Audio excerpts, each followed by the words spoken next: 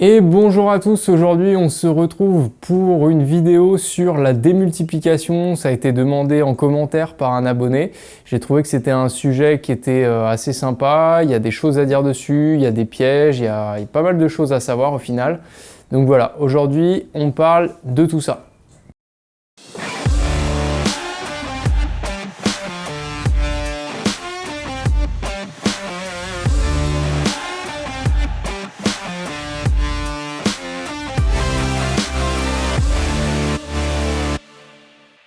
Avant de commencer la vidéo, si vous suivez mon contenu, n'hésitez pas à vous abonner, c'est gratuit, c'est facile et moi ça m'aide beaucoup pour faire évoluer la chaîne.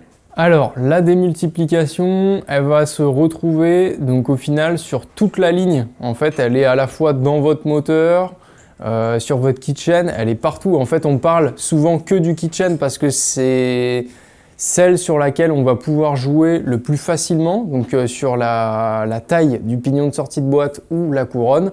Mais en réalité, vous avez des pignons dans votre boîte de vitesse qui font exactement le même rôle et vous avez un primaire aussi au moteur, entre le moteur et votre embrayage qui fait aussi le même rôle. Moteur, embrayage, vous allez avoir des engrenages qui réduisent la vitesse mais en augmentant le couple. Et dans la boîte de vitesse, vous avez pareil, donc 5, 6, 4 ou 7 rapports selon la vitesse où vous voulez rouler. Ensuite, vous avez la sortie de boîte, donc vous pouvez avoir du cardan, là vous n'allez pas pouvoir toucher, sauf vraiment des préparations qui vont être beaucoup plus importantes que juste changer un pignon de sortie de boîte. Mais on va rester sur le kitchen. Le kitchen, vous pouvez changer le nombre de dents que vous avez sur le pignon et sur la couronne, pour adapter la démultiplication un peu comme vous voulez. En gros, le principe, ça va être que sur le pignon, plus vous allez mettre dedans, plus vous allez tirer long. Donc, c'est-à-dire que vous allez avoir des rapports qui vont tirer dans la vitesse. Donc, par exemple, votre premier rapport, admettons, d'origine, il va jusqu'à 90 km/h. Si vous mettez une dent de plus, il va peut-être tourner à 105 km/h au rupteur. Pareil, la deuxième, pareil en fait, ça réétage toute votre transmission. Sur la couronne, c'est l'inverse. Plus vous allez rajouter de dents, plus vous allez raccourcir vos rapports. Donc vous allez dans le sens inverse.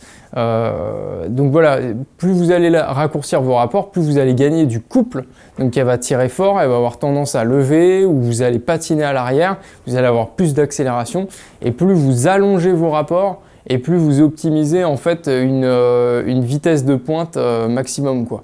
Après, ça lisse le couple. Donc, en général, les constructeurs, ils font des tests et puis ils restent sur une plage qui est quand même la plus intéressante. Après, si vous aimez des motos plus coupleuses, vous pouvez essayer de mettre voilà, un pignon plus petit ou une couronne plus grande. Mais voilà, il faut savoir que le pignon et la couronne, ils ont l'effet inverse. Après, je voulais vous parler d'autre chose, c'est sur la vitesse de pointe. Il y en a qui vont me poser la question, mais si je prends par exemple une 50 et que je mets un super grand pignon et une toute petite couronne derrière, je vais pouvoir prendre 400 km/h. Eh bien, en théorie, oui, mais en pratique, non, parce que votre moteur ne va pas avoir assez de couple. En fait, c'est-à-dire que plus vous allongez vos rapports, plus vous perdez du couple à la fin de votre transmission. Il y a un moment où en fait vous allez pouvoir partir en 1 et votre rapport il va vous emmener à 90, admettons, sur votre 50, mais vous allez passer en 2 et tout de suite, bon, la moto elle va se tasser complètement et elle aura plus assez de couple, quoi. Comme on peut imager ça à, par exemple, une petite bagnole, une vieille petite bagnole qui est en côte. Vous voyez un petit peu, quoi, vous reprenez, vous avez beau péter les rapports, vous n'arrivez pas à grimper la côte. Ça va être exactement le même résultat. Alors, je voulais vous parler absolument des pièges, parce que vous avez des pièges à faire ça. Déjà, en général, ce qu'on veut, c'est de raccourcir la transmission pour avoir plus d'accélération, puisque comme on ne peut plus rouler vite, bah, on veut rouler fort. Attention, ça peut être surprenant. C'est-à-dire que si vous êtes habitué à votre moto, c'est là où ça va être le plus dangereux. Vous êtes habitué dans certains virages, dans certaines situations, en ville, des passages, etc.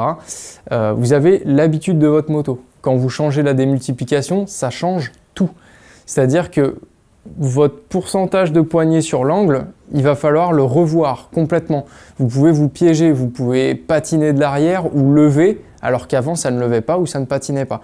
Un grand point de vigilance là-dessus. Deuxième point, et c'est souvent qu'on me demande, c'est vérifier avant de changer votre démultiplication où se prend votre vitesse compteur. Parce que vous avez certaines motos où ça se prend sur le pignon de sortie de boîte, et si vous changez votre démultiplication, vous faussez votre compteur. Ça, c'est un point sur lequel il faut faire très attention. Troisième point, la consommation. Plus vous allez raccourcir vos rapports, plus, par exemple, quand vous allez être sur la voie express, par exemple en démultiplication d'origine, vous allez être à 110 à 5500 tours. Si vous raccourcissez vos rapports, vous allez être à 7000 tours pour une même vitesse. Donc vous allez beaucoup plus consommer à vitesse stabilisée que sur une démultiplication d'origine. Après, si vous faites l'inverse, vous allongez vos rapports, vous pouvez peut-être gagner un petit peu. N'allez pas dans l'excès à allonger vos rapports parce que ça vous fait des motos qui sont très creuses et vous perdez beaucoup d'agréments en fait de conduite. Mais voilà, je sais que moi ça m'est arrivé, j'avais un 600 XT en première moto et je sais que j'avais pas le permis de voiture donc j'avais que la moto.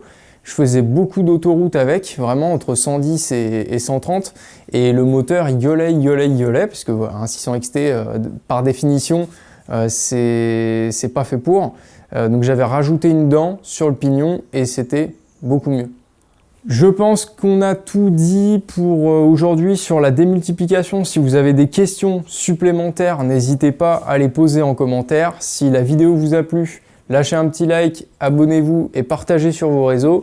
Et je vous dis à la prochaine pour de nouvelles vidéos. Salut, salut!